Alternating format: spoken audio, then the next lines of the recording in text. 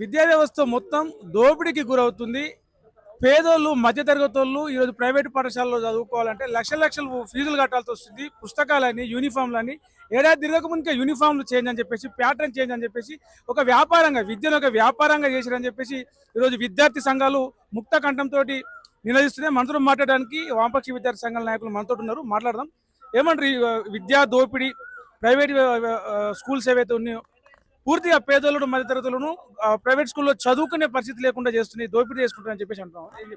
ఈ రోజు కాంగ్రెస్ ప్రభుత్వం అధికారంలోకి వచ్చిన తర్వాత ఈ రోజు విద్యను దోపిడిగా ఈ రోజు ప్రైవేట్ కార్పొరేట్ స్కూల్స్ కాలేజ్ వాళ్ళు అదే ధ్యేయంగా ఈ రోజు ప్రైవేట్ కార్పొరేట్ విద్యా సంస్థలు ఉన్నాయి. ఎందుకోసం అంటే ఈ రోజు విద్యా సంవత్సరం ఇంకా ప్రారంభమే కాలేదు.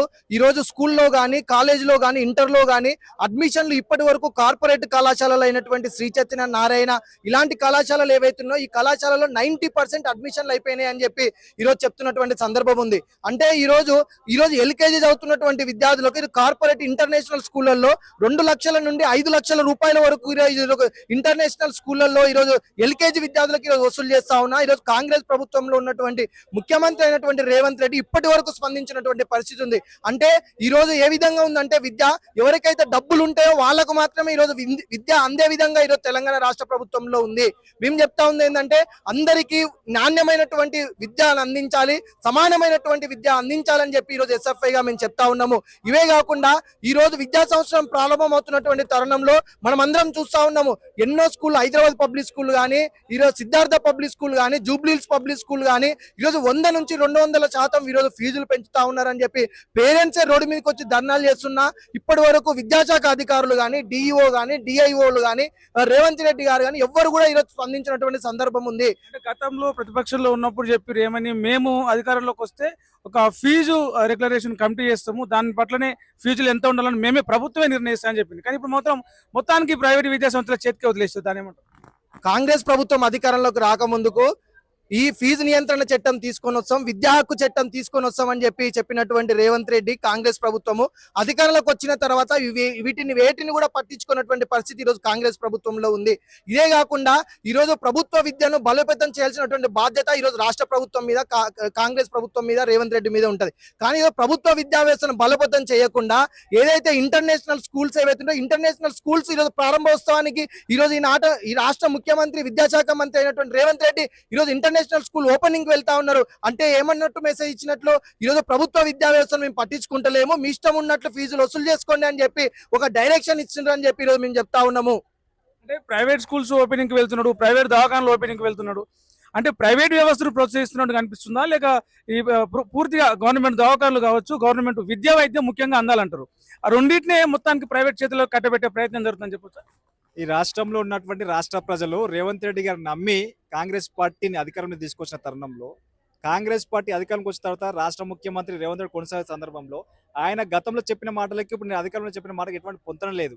ఆయన గతంలో చెప్పినప్పుడు మేము అధికారంలోకి వస్తే రాష్ట్రంలోనే ప్రభుత్వ విద్యారంగాన్ని బలోపేతం చేస్తాం, ప్రైవేట్ కార్పొరేట్ విద్యా సంస్థల ఫీజుల నియంత్రణ చట్టాన్ని అమలు చేస్తాం, పెండింగ్ లో ఉన్నటువంటి విద్యారంగాన్ని లేదంటే అది ఏకకాలంలో విడుదల చేస్తామని చెప్పి 2.5 సంవత్సరాలు కావస్తున్నా కూడా ఆయన ఎక్కడ కూడా ఒక్క మాట కూడా అమలు చేసే పరిస్థితి లేదు. ఈయన ఒక పక్క ప్రభుత్వ విద్యారంగాన్ని బలోపేతమని చేస్తామని చెప్తారు, మరో పక్క ప్రైవేట్ కార్పొరేట్ విద్యా సంస్థల ప్రారంభోత్సవం పోయి అక్కడ ఉన్నటువంటి మీరు యథేచ్ఛగా విద్యా వ్యాపారం చేసుకోమని చెప్పి అక్కడ చెప్తారు. మీ బ్రాంచులు పెరగాలి, మీ బ్రాంచులు పెరగాలని కోరుకుంటున్నా అని ఒక ప్రైవేట్ స్కూల్, ప్రైవేట్ హాస్పిటల్లకు చెప్పడం పట్ల ఉద్దేశం ఎట్లా అర్థం చేసుకో? ఇటీవల కాలం కూడా ఒక కార్పొరేట్ హాస్పిటల్ ప్రారంభోత్సవానికి పోయిండు. అక్కడ పోయి వాళ్ళకి టార్గెట్ పెట్టి వస్తుండు, మీరు 2028 సంవత్సరాలకెల్లా మీరు 100 హాస్పిటల్ మీరు నిర్మించి కట్టాలి, నన్ను ఇనాగ్రేషన్ పిలవాలని చెప్పి చెప్తారు. అంటే దీన్ని బట్టి అర్థం చేసుకోవాలి, ఈ రాష్ట్రంలో ఉన్నటువంటి కాంగ్రెస్ ప్రభుత్వం, రాష్ట్ర ముఖ్యమంత్రి రేవంత్ రెడ్డి గారు ప్రభుత్వ విద్యారంగం గురించి, ప్రభుత్వ విద్యా సంస్థల గురించి, అదే ప్రభుత్వ వైద్యం గురించి ఎక్కడికి ఆలోచన చేసే పరిస్థితి లేదు. కేవలం ప్రైవేట్ కార్పొరేట్ విద్యా సంస్థలు, ప్రైవేట్ కార్పొరేట్ ఒక హాస్పిటల్ వాళ్ళు దోచుకోమని చెప్పేసి దాచుకుంది మాకు ఎన్నికల్లో మాకు ఇస్తే మేము మళ్ళీ ఖర్చు పెట్టుకుని అధికారంలోకి వస్తాం, ఇదే పాలసీ కొనసాగిస్తూ తప్ప ఈ రాష్ట్రంలో ఉన్న పేద విద్యాలయాలు కానీ ఉచిత నాణ్యమైన విద్య అందించడానికి ప్రైవేట్ కార్పొరేట్ విద్యా సంస్థ చేస్తున్న ఫీజుల దోపిడీ అరికట్టడానికి ఎటువంటి చర్యలు తీసుకోలేదు కాబట్టి ఈరోజు విద్యార్థి సంఘాలకి ఈ రోజు సమావేశమయ్యాం. ఈ సమావేశంలో అనేక విషయాలపై చర్చించుకున్నాం. భవిష్యత్తులో రానున్నటువంటి విద్యా సంవత్సరం ప్రారంభంలో ఖచ్చితంగా రేవంత్ రెడ్డి గారి ప్రభుత్వం ఫీజుల నియంత్రణ చట్టాన్ని చేయాలి. ఓన్లీ తేనీళ్ళ కష్టమే పెద్ద ఎత్తున విద్యార్థులను విద్యార్థులను కలుపు పెద్ద ఎత్తున విద్యార్థి సంఘాల పోరాటాలు కొనసాగిస్తామని చెప్పేసి ఈ సందర్భంగా రేవంత్ రెడ్డి గారు హెచ్చరిస్తా ఉన్నారు. విద్యా సంస్థల్లో ఉన్న సమస్యలు కావచ్చు, విద్యారంగ పరిరక్షణ కోసం కావచ్చు, విద్యా వ్యాపారీకరణ కావచ్చు, దీన్ని అడ్డుకుంటూ వ్యతిరేకిస్తూ ఉద్యమాలు చేసినాయి అంటే వామపక్ష విద్యార్థి సంఘాలే ముందు బాగానే కనిపిస్తాయి. గతంలో సైకిల్ యాత్రలు చేసినప్పుడు కానీ, హాస్టల్ సమస్యల పైన కానీ, ఈ ప్రైవేట్ కాలేజీల ఫీజు రియంబర్స్మెంట్ మీద అన్ని వామపక్ష విద్యార్థి సంఘాలు ముందు బాగానే కనిపిస్తాయి. సో ఎలాంటి కార్యాచరణ తీసుకుపోతున్నారు అంటే చెలోలు పెడతారా, లేకపోతే కలెక్టరేట్లు ముట్టడిస్తారా, సచివాలయాలు ముట్టడిస్తారా, లేకపోతే పాదయాత్రలు కానీ ఇంకేదైనా సైకిల్ యాత్రలు లాంటివి ఏమైనా మాస్ ప్రోగ్రామ్స్ ఏమైనా ప్లాన్ చేస్తున్నారు? వాస్తవానికి వామపక్ష విద్యార్థి సంఘాల ఆధ్వర్యంలో గత కొన్ని సంవత్సరాలుగా ఈ రాష్ట్రంలో ఈ దేశంలో ఉన్నటువంటి విద్యా వ్యవస్థను మార్చాలని చెప్పేసి, ప్రభుత్వ విద్యారంగాన్ని బలోపేతం చేయాలని చెప్పేసి అనేక సందర్భాల్లో పోరాటాలు చేసినప్పుడు కూడా ఏ ప్రభుత్వం కూడా ఈ యొక్క పోరాటాలను పట్టించుకోలేదు. ఏ ప్రభుత్వాలకు కూడా ప్రభుత్వ విద్యారంగం అంటే ప్రభుత్వ విద్యారంగంలో చదివేదందరూ కూడా పేద బడుగు బలహీన వర్గాలకు చెందినటువంటి విద్యార్థులే చదువుతారు. ముఖ్యంగా ఎస్సీ ఎస్టీ బీసీ మైనార్టీలు విద్యార్థులు ఈరోజు విద్యను అభ్యసిస్తుంటే కనీసం ఈ యొక్క విద్యార్థుల మీద ప్రేమ లేకుండా ఈ యొక్క పరిపాలన కొనసాగిస్తున్నటువంటి ఒక స్థితి ఉంది. ఎవరు వచ్చినా కూడా ఎన్నికల ముందు అనేక రకాల హామీలు ఇవ్వడం, అనేక రకాలుగా వచ్చిన తర్వాత అధికారాన్ని చేపట్టిన తర్వాత దానికి పూర్తిగా ఈరోజు భిన్నంగా పరిపాలన కొనసాగిస్తున్నారు. ముఖ్యంగా రేవంత్ రెడ్డి గారు చూసుకుంటే మేము అధికారంలోకి వస్తే 15% నిధులు కేటాయిస్తామని చెప్పేసి మాట్లాడారు. వాస్తవానికి విద్యారంగానికి కనీసం రాష్ట్ర బడ్జెట్ లో 30% నిధులు కేటాయించినప్పుడు మాత్రమే ఈ రాష్ట్రంలో ప్రతి ఒక్క విద్యార్థికి ఉచితమైనటువంటి నాణ్యమైనటువంటి విద్య అందుతుంది. కాబట్టి అలా ఉండాలి కానీ బడ్జెట్ కేటాయించకుండా ఈ రోజు మేము ఉచితంగా నాణ్యమైనటువంటి విద్యను అందిస్తాం అని చెప్పేసి అంటే అది అందదని చెప్పేసి ఈ సందర్భంగా మేము తెలియజేస్తా ఉన్నాం. అదేవిధంగా ముఖ్యంగా ఈ రోజు రాష్ట్రంలో ఫీజులు అంటే ఈ తెలంగాణ రాష్ట్రంలో ఉన్నటువంటి విద్యార్థులు ఎల్కేజీ నుంచి మొదలు పెట్టుకుంటే పీజీ వరకు చదువుతున్నటువంటి విద్యార్థులు ఎవరైతే ఉన్నారో ఆ విద్యార్థుల యొక్క తల్లిదండ్రులు ఈ రోజు అనేక రకాల ఇబ్బందులు పట్టుకొని వాళ్ళ యొక్క భూములను కూడా అమ్మి పెట్టి ఈ రోజు విద్యను అందిస్తున్నటువంటి ఒక స్థితి కనపడతా ఉంది. దానికి కారణం ప్రధానంగా ఈ రాష్ట్ర ప్రభుత్వం అని చెప్పేసి ఈ సందర్భంగా నేను తెలియజేస్తా ఉన్నాను. ఎందుకంటే ఈ రోజు రాష్ట్ర ప్రభుత్వం ఉచితంగా విద్యా వైద్యం అందించాల్సినటువంటి ఒక ప్రాథమిక బాధ్యత ఈ యొక్క రాష్ట్ర ప్రభుత్వం మీద ఉంటుందని చెప్పేసి సందర్భంగా తెలియజేస్తా ఉన్నాం. ఎందుకంటే మీరు అనేక రకాలైనటువంటి హామీలు ఇస్తారు, మీ ఏ ఒక్క హామీ అవసరం లేదు. ఈ రాష్ట్రంలో విద్యా వైద్యం పూర్తిగా ఉచితంగా ఇచ్చినప్పుడు మాత్రమే ఈ అభివృద్ధి చెందుతుందని చెప్పేసి ఈ సందర్భంగా తెలియజేస్తాం. దీనివల్ల ఈ రాష్ట్రంలో ఉన్నటువంటి ప్రతి ఒక్క విద్యార్థి విద్యను అభ్యసించి అతను గొప్పగా ఉపాధిగా పొందేటువంటి అవకాశాలు ఉంటాయని చెప్పేసి ఈ సందర్భంగా మేము తెలియజేస్తున్నాం. కాబట్టి ఇకనైనా రేవంత్ రెడ్డి సర్కార్కి మేము ఒకటే చెప్తా ఉన్నాం, పెండింగ్ లో ఉన్నటువంటి ఫీజు రియంబర్స్మెంట్ కావచ్చు, స్కాలర్షిప్స్ కావచ్చు తక్షణమే విడుదల చేయాలి. దీని వలన అనేక మంది విద్యార్థులు ఈ రోజు ఇబ్బందులు పడుతున్నటువంటి ఒక స్థితి కనపడతా ఉంది. ముఖ్యంగా ఎస్సీ ఎస్టీలు చదువుతున్నటువంటి పాఠశాలలు ఏదైతే ఉన్నాయో బెస్ట్ అవైలబుల్ స్కీమ్ కింద పాఠశాలలు ఉన్నాయి. ఆ పాఠశాలల్లో దాదాపు ఈ యొక్క రాష్ట్రంలో 27,000 మంది విద్యార్థులు ఎస్సీ ఎస్టీలు చదువుతా ఉన్నారు. వాళ్ళకి రావాల్సినటువంటి బకాయిలు కూడా 218 కోట్లు విడుదల చేయాల్సినటువంటి బాధ్యత ప్రభుత్వం మీద ఉంది.